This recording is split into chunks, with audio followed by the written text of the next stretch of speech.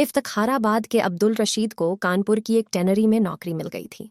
कुछ सालों बाद उन्होंने कानपुर के मुस्लिम बाहुल्य इलाके राजीव नगर में जमीन खरीदकर अपना छोटा सा मकान बना लिया और परिवार के साथ उसी में रहने लगे।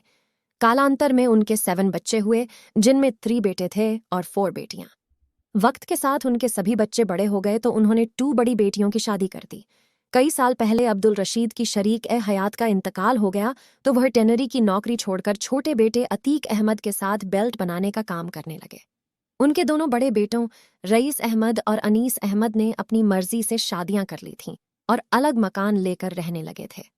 अब अब्दुल रशीद के घर में 4 ही लोग बचे थे, वह, उनकी 2 बेटियां शमीम बानो और आफरीन और छोटा बेटा अतीक अहमद।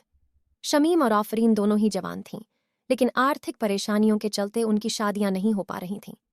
अब्दुल रशीद और अतीक सुबह को काम पर निकल जाते थे तो फिर दिन छिपने के बाद ही घर लौट कर आते थे। शमीम और आफरीन दिन भर घर में अकेली रहती थीं, उन पर किसी तरह की कोई पाबंदी नहीं थी। खाली रहने की वजह से शमीम की दोस्ती रूबीना नाम की एक युवती से हो गई।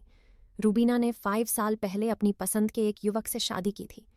इसमें उसके घर वालों की सहमति भी शामिल थी, लेकिन शादी के बाद रूबीना एक बार ससुराल जाने के बाद दोबारा नहीं गई।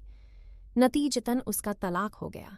इसके कुछ दिनों बाद रूबीना ने एक ऐसे आदमी से शादी कर ली जिसकी पहले से ही 2 बीवियां थीं। इस बात को लेकर खूब हंगामा हुआ। उस आदमी की दोनों बीवियों ने भी रूबीना को जमकर लताड़ा और गाली गलौज की। उन्होंने अपने पति को भी चेतावनी दी। फलस्वरूप रूबीना को उस आदमी का भी साथ छोड़ना पड़ा। इस तरह रूबीना एक बार फिर अकेली रह गई।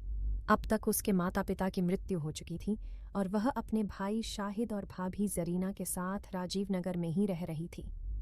भैया भाभी का उस पर कोई कंट्रोल नहीं था, वह पूरी तरह आज़ाद थी। रूबीना जैसा ही हाल शमीम बानो का भी था। उसके 2 भाई अपनी पत्नियों के साथ अलग रहते थे। पिता और छोटा भाई सुबह काम पर चले जाते थे